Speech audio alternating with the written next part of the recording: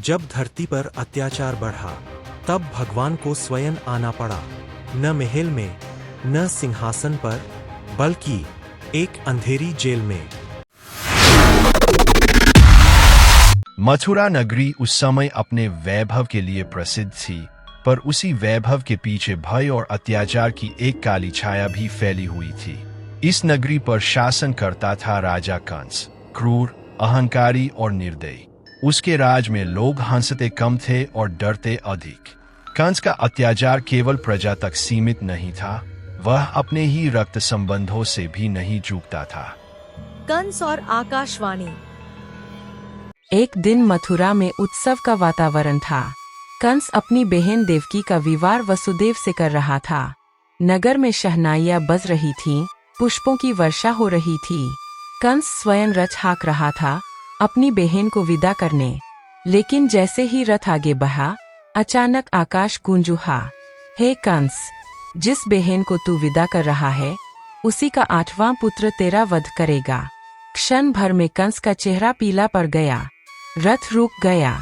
उत्सव का स्वर सन्नाटे में बदल गया। क्या कहा? कंस गरजा।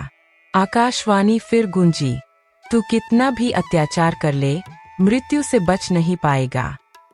बहन पर तलवार। कंस का मन भय से नहीं क्रोध से भर गया। उसने उसी क्षण अपनी तलवार खींच ली और देवकी के केश पकड़कर बोला, आज ही तुझे मार डालूंगा। देवकी कांप उठी।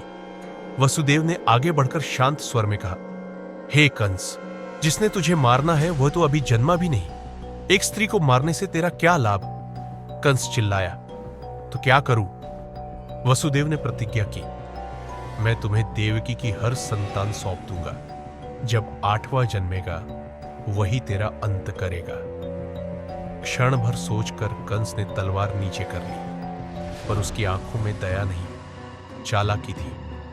कारागार का जीवन। देवकी और वसुदेव को कारागार में डाल दिया गया। लोहे की मोटी जंजीरें, अंधेरा, सीलन और पहरेदारों की कठोर निगाहें। एक एक करके देवकी के 6 पुत्र जन्मे और कंस ने बिना दया के, बिना विचार के उन्हें शिला पर पटक पटक कर मार डाला। देवकी हर बार टूटती, फिर भी सहती। वसुदेव का हृदय रक्त रंजित था, पर वह जानता था ईश्वर कुछ बड़ा रच रहे हैं।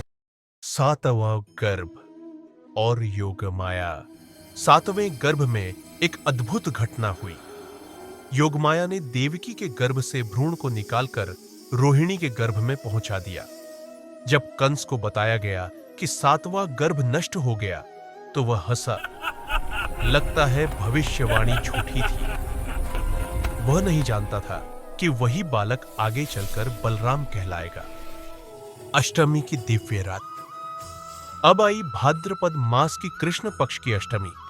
आकाश में घने बादल थे, बिजलियां चमक रही थी, मूसलाधार वर्षा हो रही थी। कारागार के भीतर देवकी पीड़ा से कराह रही थी। रात के ठीक 12 बजे एक अलौकिक प्रकाश फैला। देवकी के गर्भ से श्याम वर्ण, चतुर्भुज, दिव्य मुकुटधारी बालक प्रकट हुआ। कारागार की दीवारें प्रकाश से भर गई। देवकी वसुदेव नतमस्तक हो गए। भगवान का वचन। वसुदेव कांपते स्वर में बोले, हे प्रभु, आप स्वयं हमारे यहां क्यों अवतरित हुए? भगवान बोले, धर्म की स्थापना के लिए, अधर्म के नाश के लिए। अब समय है कि तुम मुझे गोकुल पहुंचा दो। उन्होंने बाल रूप धारण किया। उसी क्षण कारागार के द्वार अपने आप खुल गए। पहरेदार गहरी नींद में सो गए। वसुदेव की जंजीरें टूट गई। यमुना पार। वसुदेव ने बालक को टोकरी में रखा। जैसे ही वे यमुना तट पर पहुंचे, नदी उफान पर थी। वसुदेव विचलित हुए, पर आगे बढ़े। जैसे ही उन्होंने चरण रखा, यमुना शांत हो गई। शेषनाग अपने फन फैलाकर वर्षा से बालक को बचाने लगे। पूरा ब्रह्मांड जैसे उस क्षण को निहार रहा था। गोकुल में नंद के घर। गोकुल में उसी समय यशोदा ने एक कन्या को जन्म दिया था। पूरा घर निद्रा में था। वसुदेव ने बालक कृष्ण को यशोदा के पास रखा। कन्या को लेकर वापस मथुरा लौटे। कारागार के द्वार फिर बंद हो गए। जंजीरें फिर बंद गई, जैसे कुछ हुआ ही न हो। कंस का भ्रम।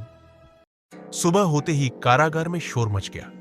कंस दौड़ता हुआ आया, देवकी की गोद से कन्या को छीनकर शिला पर पटक दिया, लेकिन कन्या आकाश में उड़ गई। वह बोली, मूर्ख कंस, तेरा काल गोकुल में पल रहा है। कंस कांप उठा। उसने पूरे राज्य में शिशुओं की हत्या का आदेश दे दिया, पर अब बहुत देर हो चुकी थी। गोकुल में आनंद।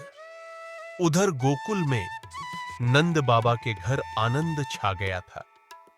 यशोदा मैया को पता भी नहीं था कि वे स्वयं भगवान को पाल रही है। ग्वाल बाल, गोपियां, गायें, सबके जीवन में एक नई रोशनी आ चुकी। कथा सार। जब अत्याचार बढ़ता है तब ईश्वर स्वयं अवतरित होते हैं। भय से भरा मन सही निर्णय नहीं ले सकता। सच्चा धर्म धैर्य और विश्वास से चलता है। ईश्वर साधारण घर में भी प्रकट हो सकते हैं। भाग 2 ट्रेलर। लेकिन कंस चुप नहीं बैठा था। उसने पहली राक्षसी को भेजा, पूतना। भाग 2 में जानेंगे पूतना वध और गोकुल की पहली चमत्कारी लीला।